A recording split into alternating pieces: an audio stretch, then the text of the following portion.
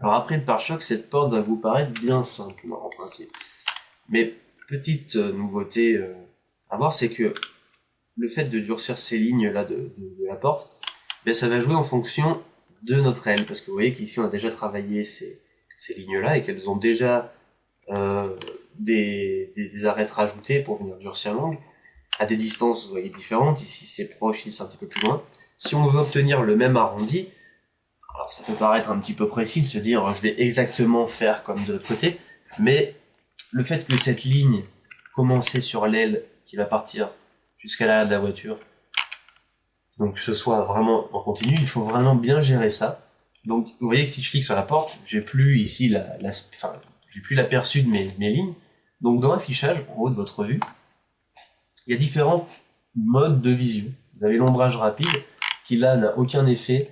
La différence, c'est que l'ombrage de bourreau, par exemple, et l'ombrage rapide, l'ombrage de bourreau prend en compte quand vous avez des lumières dans votre scène, de couleurs, tout genre de choses pour venir éclairer, ce qu'on n'a pas à l'heure actuelle.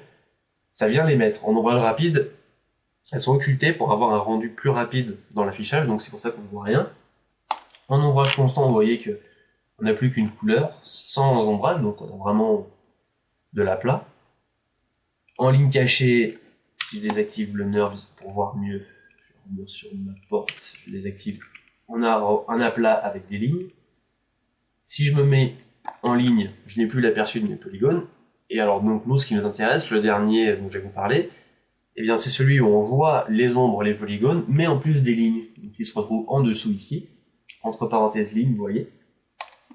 Et du coup, qu'est-ce qu'on a? Eh bien même en étant cliqué uniquement sur la porte, on voit que c'est actif parce que les traits sont blancs. Eh bien on a quand même toutes les autres lignes pour bien se repérer. Donc du coup, on va pouvoir venir en mode point et attaquer. Donc en l'occurrence ici, je me mets en mode boucle et je peux venir placer mes nouvelles lignes bien là où elles se trouvent. Vous voyez? Alors j'enlève celle-là, je viens d'en faire une très rapidement.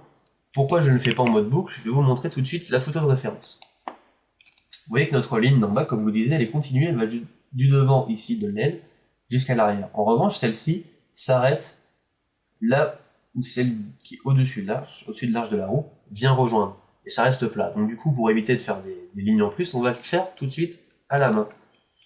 Et ce qu'on va faire pour commencer, c'est qu'on va venir cliquer ici, rajouter ici, ici. On va faire en fait des tas de triangles juste pour voir. Et si je fais Q, que je reviens en ombrage de bourreau classique sans les lignes, on voit que ça fonctionne pas mal déjà, mais qu'il y a un pincement ici.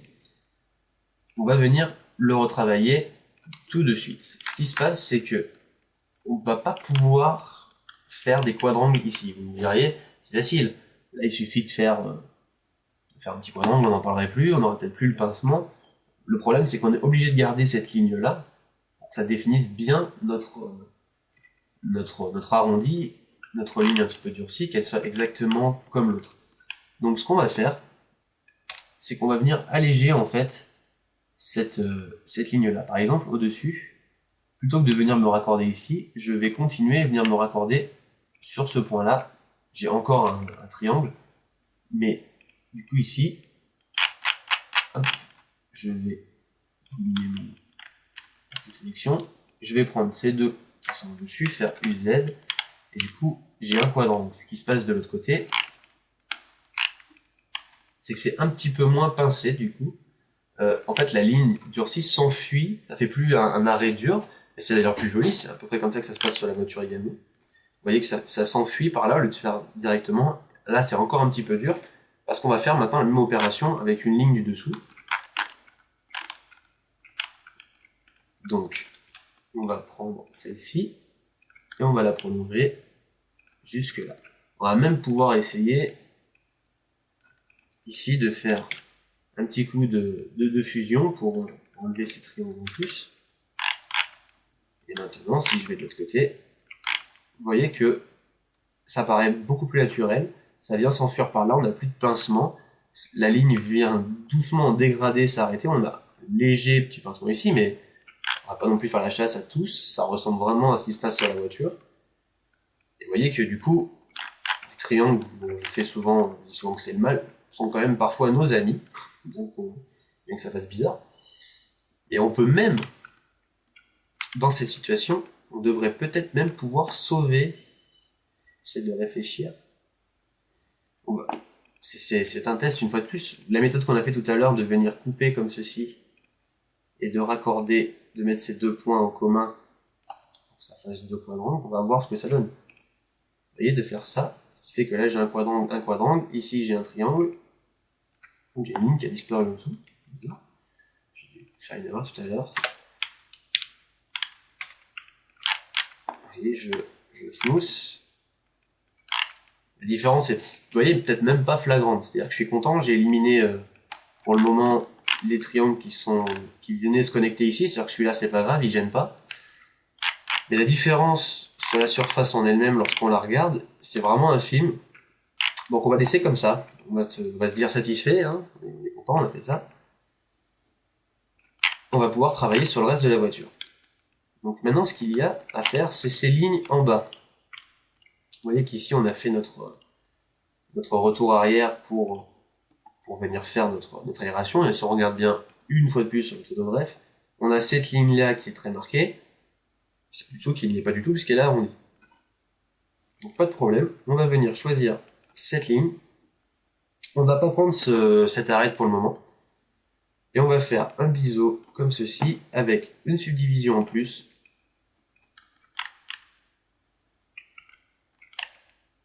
Et en fait, on va le reprendre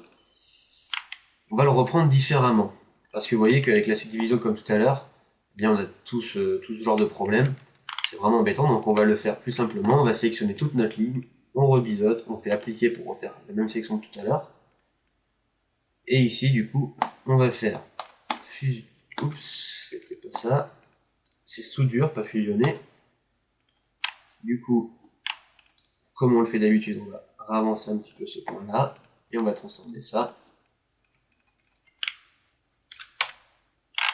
en quadrangle. Et on regarde de l'autre côté, on a notre ligne qui démarre doucement et qui vient se durcir à l'arrière. C'est exactement ce qu'on voulait.